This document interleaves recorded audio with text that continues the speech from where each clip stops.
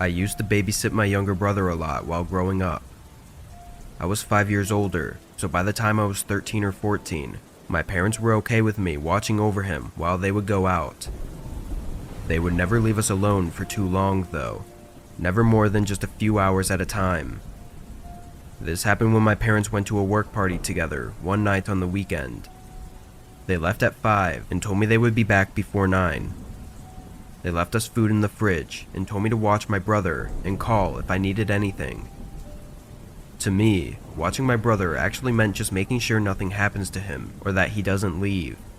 I never actually sat there and watched over him and whatever he was doing. I'd help him turn on his favorite show and then go do whatever I wanted to do in the other room.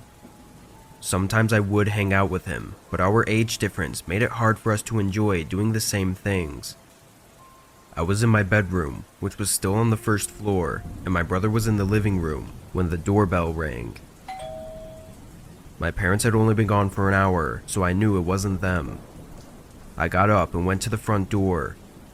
My brother was standing up in the living room, looking over at the door, and that's when I saw a man looking through the small side window on the porch. When he noticed me, he waved and pointed at the door as if to meet him there. I don't know if a lot of houses have these, but ours had 2 front doors. There was a main wooden door with a metal gate-like door in front of it. We always kept both locked. I opened the main door partially, but kept the gate door shut. I didn't know what to say, so I let him talk first. "Hi, buddy. Are your parents home?" he asked.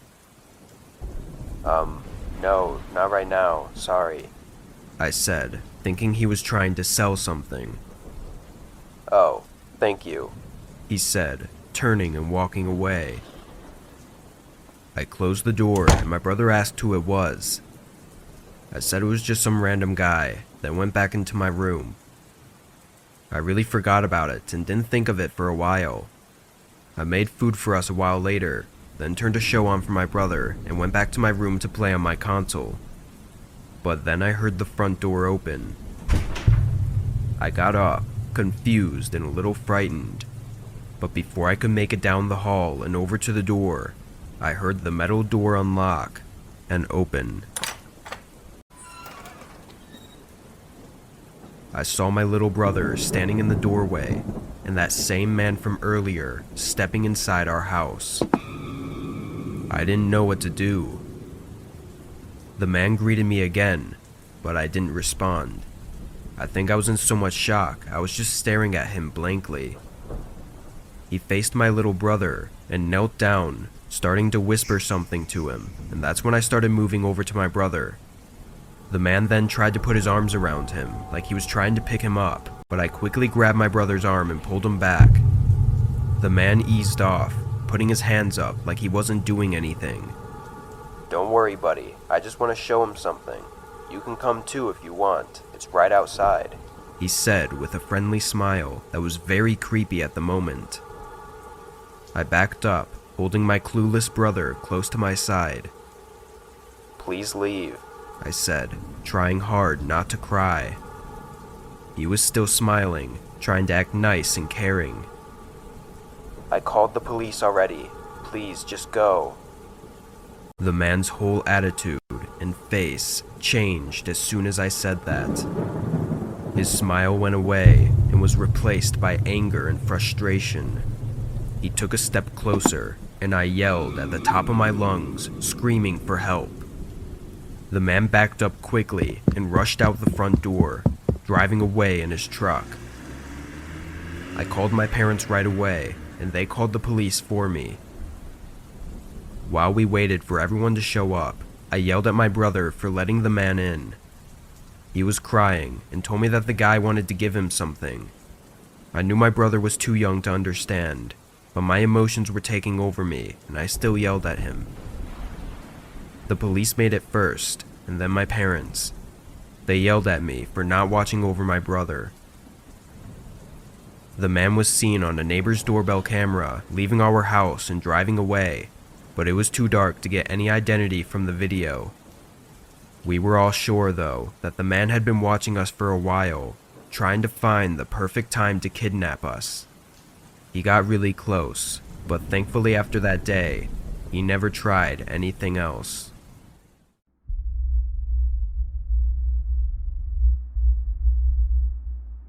Last year, 2018, was a very busy year for me, meaning that I had little to no time to date or meet any girls.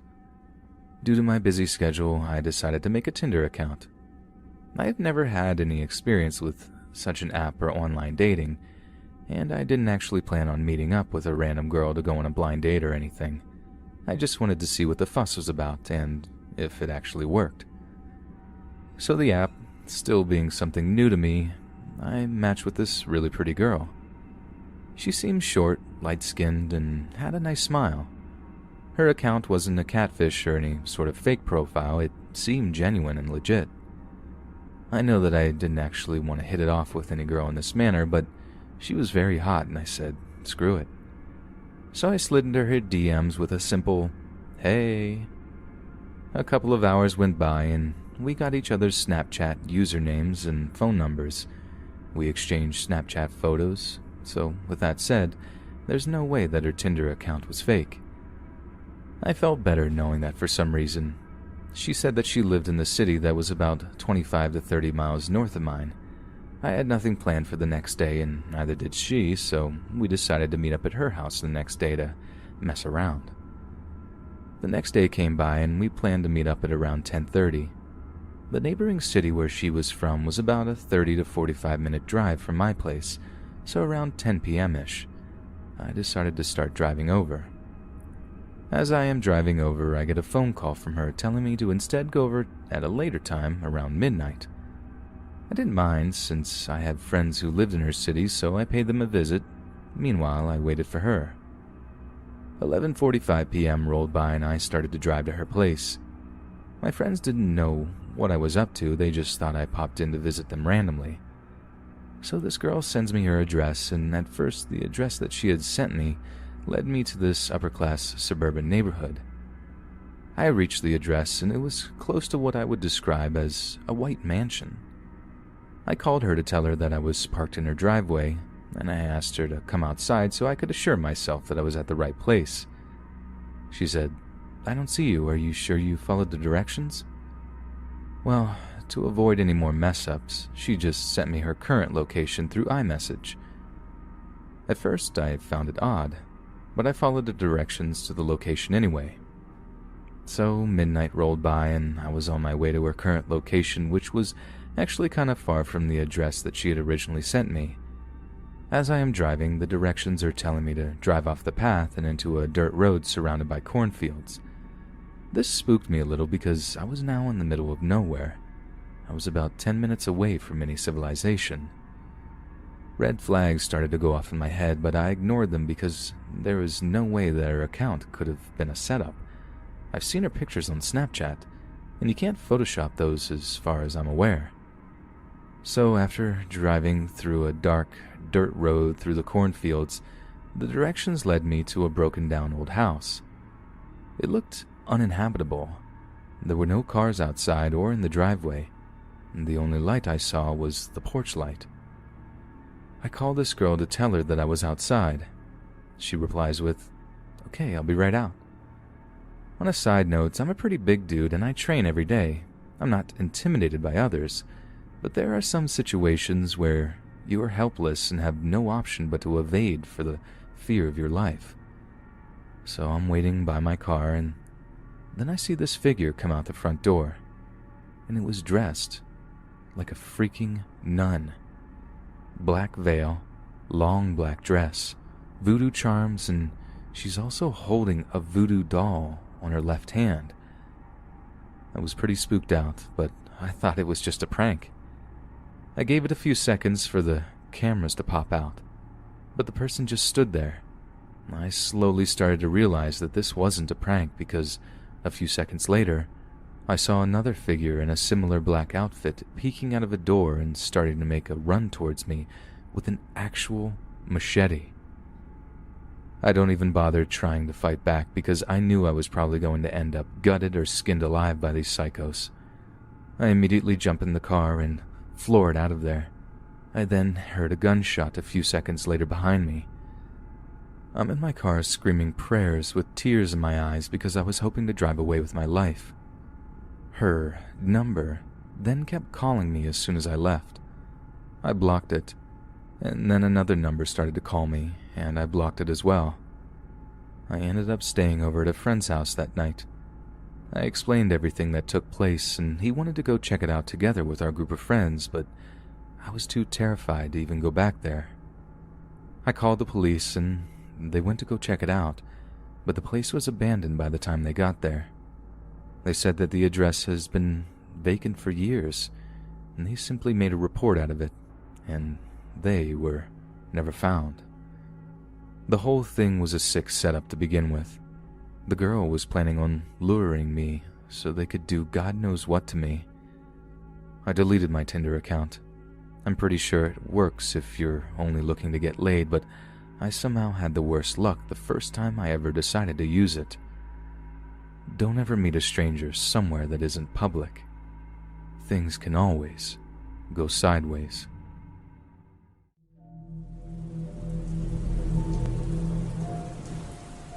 When I turned 16, I had trouble deciding on what job to get. I really wasn't excited to work at the typical fast food or retail job, but at that age, there weren't many options. I had done babysitting before, but only for my parents' friends. My mom suggested I should try to do it as a part-time job for other people as well, and with no other appealing options, I took her advice.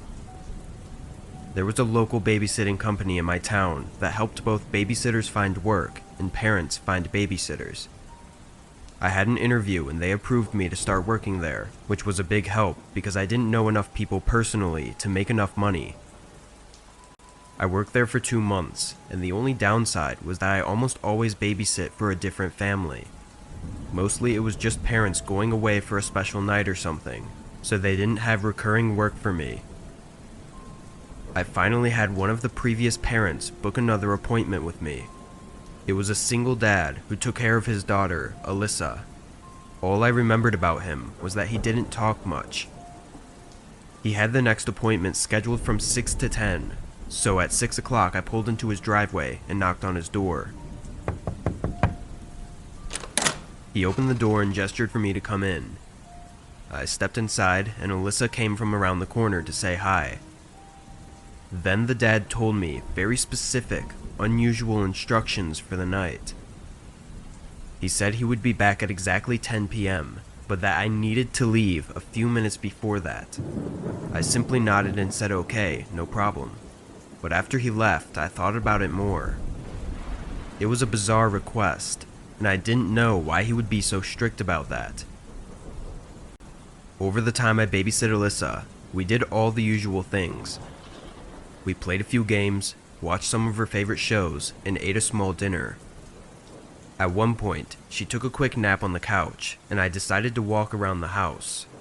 Not to be creepy or anything, but just to make sure everything was normal. The dad left me with a bad feeling, so it made me feel better to see that the house was normal. But thinking about it more, I didn't feel comfortable leaving the house before he got home. It didn't feel right, and he made it out to be a little bit creepy. So, come a few minutes before 10, I took Alyssa upstairs and got her ready for bed, then waited on the couch downstairs for the dad to come home. I knew he would probably give me a look or ask why I was still home, but I was sure that he would understand if I explained myself. I kept track of the time on my phone, and at exactly 10, I watched out the window at the driveway for him to come home. A few minutes passed and he still hadn't shown up. Then another 5 minutes and he still hadn't come home. This was only strange because he had been so clear about being home at exactly 10 and even wanted me to leave early. I was glad I stayed at this point because leaving Alyssa alone for more than a few minutes like he said would not have been safe. Once 20 minutes came and went, I tried to call him. The phone rang for a while, then he answered. "Hey, I just wanted to check in and make sure everything was okay. I'm still here waiting for you to come home," I said. There was a long pause. "I told you to leave before 10. Please, go home now," didn't know how to respond, but then he added on, "I'm waiting for you to leave." I let out a shaky, "Okay," then hung up. Things were getting really creepy now, and I was not comfortable being in the house, but even less comfortable with leaving Alyssa alone in the house. I decided to call the police. I had no contact with the dad during the 10 minutes I waited for the police to come. But almost as soon as they arrived, the dad pulled into the driveway as well. I explained myself and everything strange that was going on, but the dad denied ever telling me to leave before he got home, or that he was waiting for me to leave. He claimed he was just running late, and that over our phone call he told me that he'd be home in a few minutes, nothing else. He allowed them to look around, but nothing came up. Nothing else happened, and they had me go home. They told me that even if I did have proof of what he'd said, they really couldn't charge him with anything unless it was linked to something else. It aches my heart knowing that Alyssa is still alone with her dad, who is definitely up to something. Otherwise, why would he try so hard to hide it and lie about everything he told me?